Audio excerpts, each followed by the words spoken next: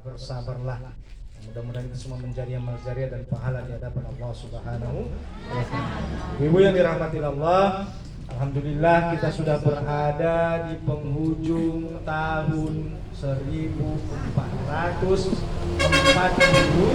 Hijriah.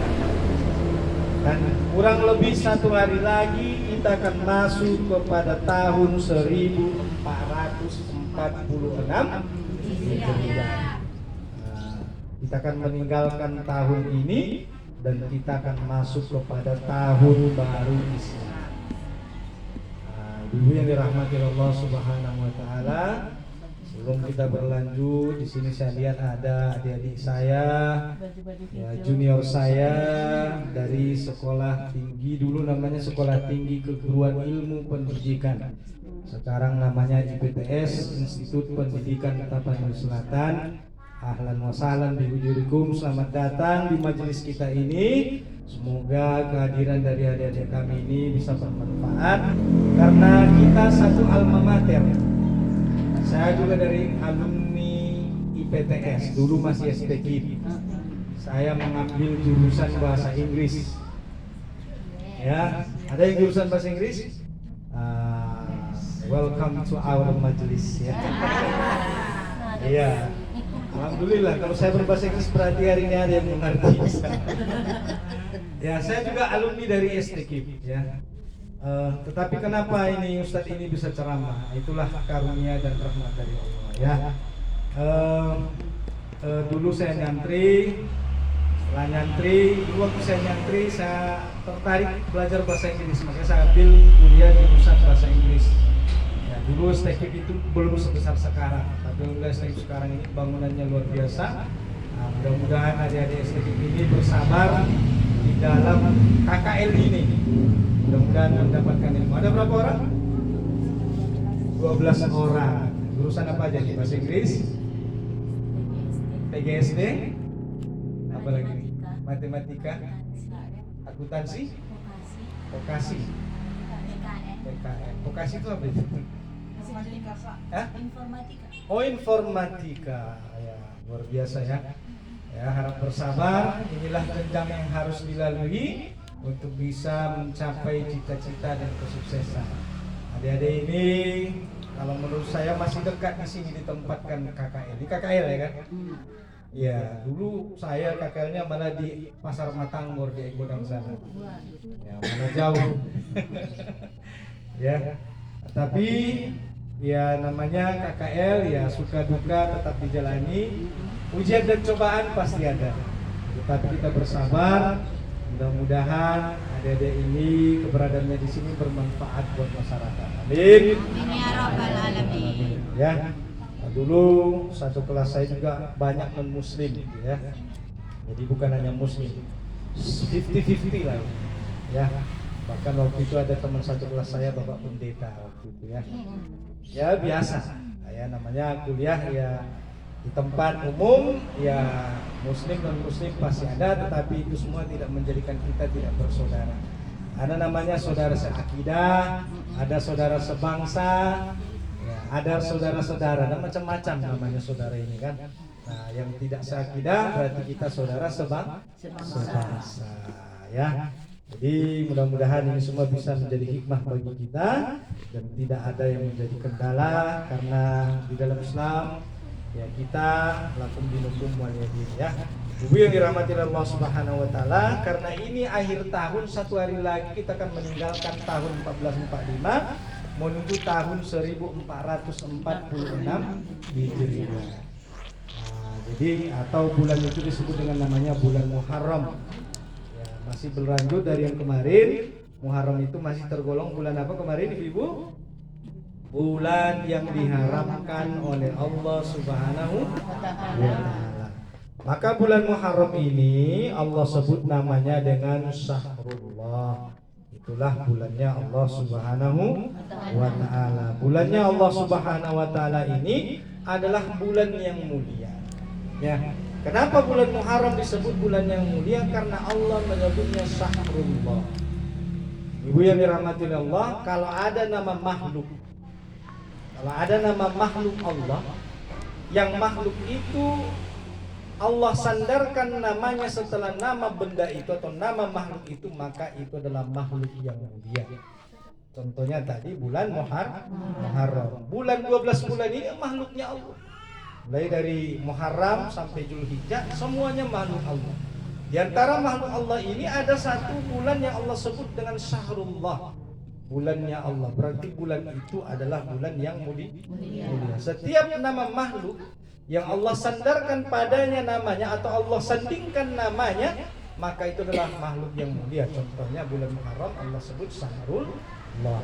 Apalagi Ustaz nama makhluk yang Allah sandingkan dengan namanya? Contohnya masjid. Masjid itu Allah sebut dengan Baitullah. Maka masjid adalah tempat yang mulia karena Allah sandarkan setelah masjid itu, setelah rumahnya, dengan nama lafzun zalalah, lapas yang mulia itu Baitullah. Maka Baitullah adalah makhluk ataupun rumah Allah yang mulia. Begitu juga kalau kita baca Quran, di dalamnya ada kisah Nabi Soleh, yang Nabi Soleh Allah karuniakan seekor unta, dan unta itu berasal dari Allah, dan unta itu Allah sebut dengan namanya Naqatullah, untanya Allah. Berarti unta itu adalah unta yang mulia. Kenapa? Karena Allah sandarkan namanya setelah nama makhluknya. Contoh lain siapa lagi? Muhammad Rasulullah. Karena setelah nama Nabi Allah sebutkan namanya. Itulah kalimat tauhid la ilaha illallah Muhammadur Rasulullah. Ada Tuhan selain Allah dan Nabi Muhammad adalah utusan Allah. Maka kalau ada nama makhluk, setelah nama makhluk itu Allah sebutkan namanya atau Allah sandarkan namanya setelah nama makhluk itu, maka dia adalah makhluk yang mulia. Termasuk Baitullah, Syahrullah, Naqatullah, Muhammad Rasulullah dan segala macamnya. Oleh karena itu termasuk bulan Muharram adalah bulan yang Allah muliakan. Maka kata Rasulullah SAW dalam hadis riwayat Bukhari, tidak ada bulan yang paling mulia setelah bulan Ramadan melainkan bulan Muharram. Ya, dan tidak ada sholat yang paling mulia setelah sholat 5 waktu melainkan daripada sholat lail atau sholat tahajud pada malam hari. Maka apakah amalan kita pada bulan Muharram ini?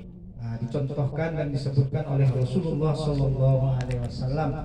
Apa saja amalan-amalan yang harus kita lakukan nanti di tahun baru Islam.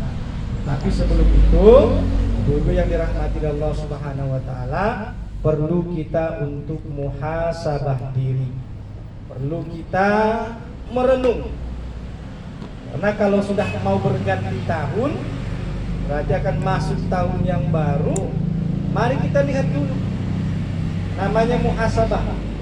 Muhasabah itu artinya kita menghisap diri kita sendiri. Umar bin Khattab radhiyallahu anhu mengatakan, maka hisaplah dirimu sebelum Allah menghisap amalmu kelak di hari akhirat, supaya kelak ketika engkau telah menghisap dirimu di dunia, maka akan ringan hisap Allah bagimu di akhirat. Maksudnya Ustaz, kita ingat-ingat dulu. Sudah berapa banyak dosa dan kelalaian yang kita lakukan di dalam setahun ini. Mari kita ingat, berapa sholat kita yang tinggal diakibatkan kelalaian kita. Ya kan? Sudah berapa banyak maksiat yang kita lakukan. Berapa banyak kita mungkin ada yang durhaka kepada orang tuanya. Ada mungkin yang berbuat zolim kepada tetangganya. Ada yang berbuat zolim kepada kaum kerabatnya, atau bahkan ada yang berbuat zolim kepada dirinya sendiri.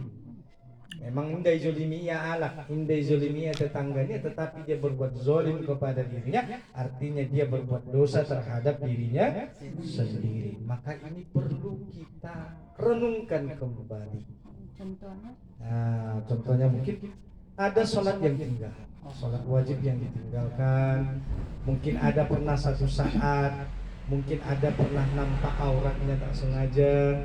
Mungkin ada tetangga yang tak sengaja terzolimi, atau mungkin ada hak orang yang belum diberikan, mungkin ada hutang yang belum kita lunaskan, masih sampai sekarang belum terbayar. Ini kita berarti menzolimi orang lain.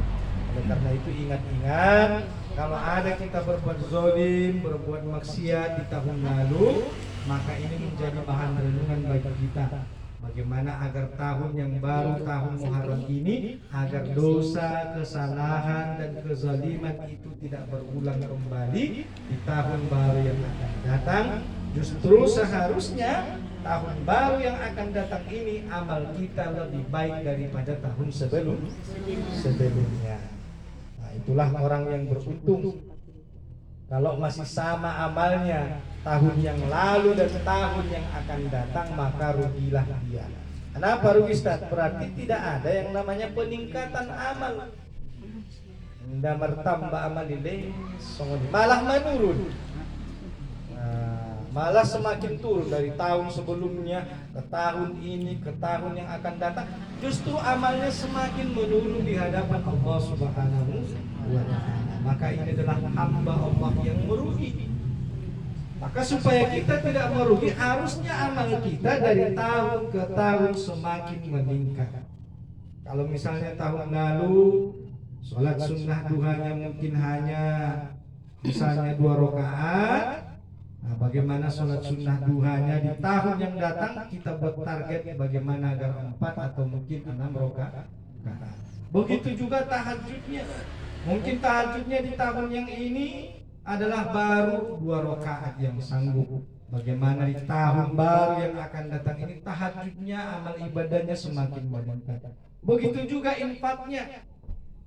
Kalau tahun-tahun lalu ibu ini berinfak hanya 5.000, 6.000, 4.000 di majelis ini, bagaimana agar majelis ini di tahun baru yang akan datang juga infaknya semakin meningkat, agar semakin banyak amal soleh kita di dalam bermajelis ini, dan bagaimana juga agar majelis ini kualitasnya akan semakin baik dan semakin ramai hadir para ibu-ibu majelis yang dirahmati Allah Subhanahu wa Ta'ala. Begitu cara pikir. Jadi aku namar tambah do meningkat do iman, meningkat amal kebaikan. Terutama sudah saya sebutkan yang bulan lewat dan bulan ini juga hari ini, bahwa ini juga masih kita berada di bulan yang mulia. Sudah saya sampaikan bahwa kita harus memperbanyak yang namanya amal soleh, amal kebaikan. Mulai di hari-hari biasa nagit infak di ibu-ibu misalnya 5.000 di majelis, ya macarana di bulan Muharram, bisa ikat ke maju sekali lipat atau 2 kali